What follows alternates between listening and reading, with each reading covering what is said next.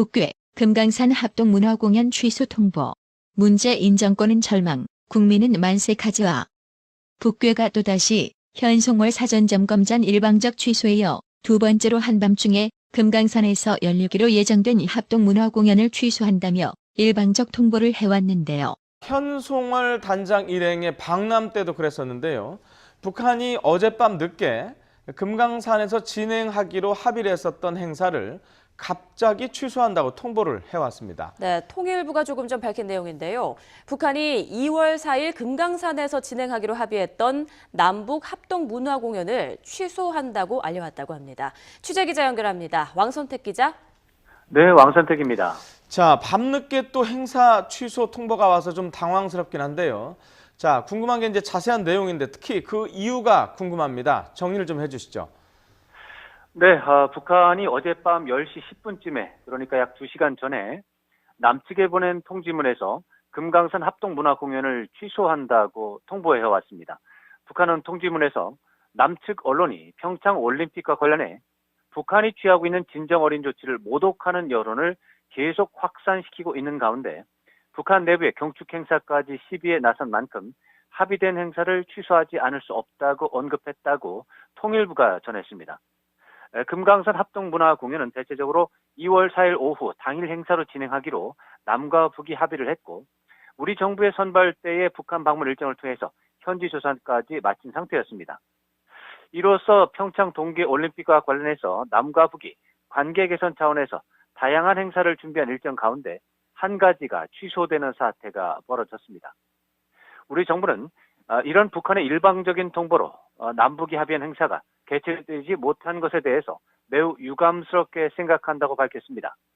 정부는 또 어렵게 남북관계 개선에 첫 발을 뗀 상황에서 남과 북 모두 상호 존중과 이해 정신을 바탕으로 합의한 사항은 반드시 이행해야 한다는 점을 강조했습니다. 북한이 제기한 취소 사유는 두 가지로 정리할 수가 있겠습니다. 첫째는 금강산 합동문화 공연을 준비하면서 남측이 발전기 동력원을 갖고 올라가는 문제가 국제사회 대북 제재와 충돌했다. 이런 것이 남북 상호주의에 어긋난다는 우리 쪽 일부 언론 주장에 대해서 불만을 표명한 것으로 해석됩니다. 둘째는 2월 8일 북한이 준비하고 있는 건군절 기념 열병식에 대해서 남측 일부 언론에서 평창 동계올림픽을 훼손하기 위한 행보로 보는 접근법에 대해서 불만을 표명한 것으로 볼 수 있습니다. 북한은 그렇지만 평창 동계올림픽과 관련한 일정 가운데 다른 일정에 대해서는 취소 여부에 대해서 언급하지 않았기 때문에 여러 가지 일정 가운데 현재로서는 금강산 합동문화 공연 일정에 대해서만 차질이 빚어진 것으로 볼 수 있습니다. 그렇지만 앞으로 우리 언론의 논조나 남측 정부의 태도 등을 빌미로 해서 추가적인 조치를 취할 가능성이 있다는 점에서 남북관계 개선 국면에서 매우 민감한 고비가 찾아온 것으로 해석됩니다. 지금까지 YTN 왕선택입니다. 북괴의 기습적 금강산 합동공연 취소 소식에 정부와 네티즌의 반응은 상당히 엇갈릴 것으로 파악이 되는데요.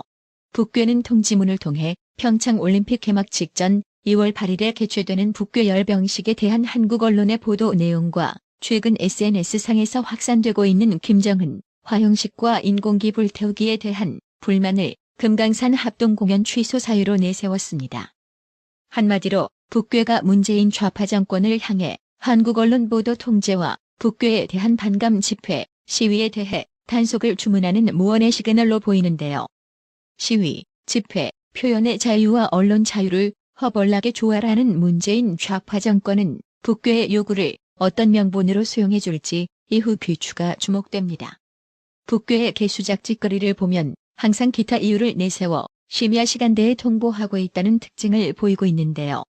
이건 누가 봐도 남북 대화의 애가 다른 문재인 정권을 속태워 더 많은 양보를 얻어내고자 하는 전략인 거지요. 일제 식민지는 기억하면서 6.25 전쟁은 잊어버린 문재인 좌파 정권, 북괴에 올림픽 참여한다고 핵을 포기하는 것도 아닌데도 평화올림픽이라 선전하면서 북괴에게 무한정 끌려다니기만 하는 문재인 정권, 이런 꼬라지를 바라보는 국민의 마음은 어떨 것 같나요?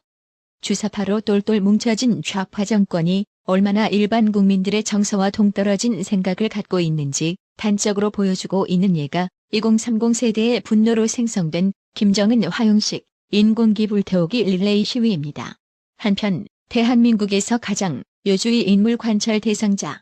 자신의 발언에 반발 기류가 형성되면 교수 신분으로 전환하여 단순 개인적 의견일 뿐이라며 뒤로 빠지다가 또다시 여론 반응 떠보려고 전면에 나서 북괴의 요구를 포장질해서 이리저리 설파하며 활개치는 문정인 특보는 한미 훈련 축소와 중지, 그리고 주한미군 철수까지 은근슬쩍 흘리고 다니면서 국내외에서 북괴가 바라는 바를 고스란히 반영하는 주장을 하며 국민기만 선동질하고 있습니다.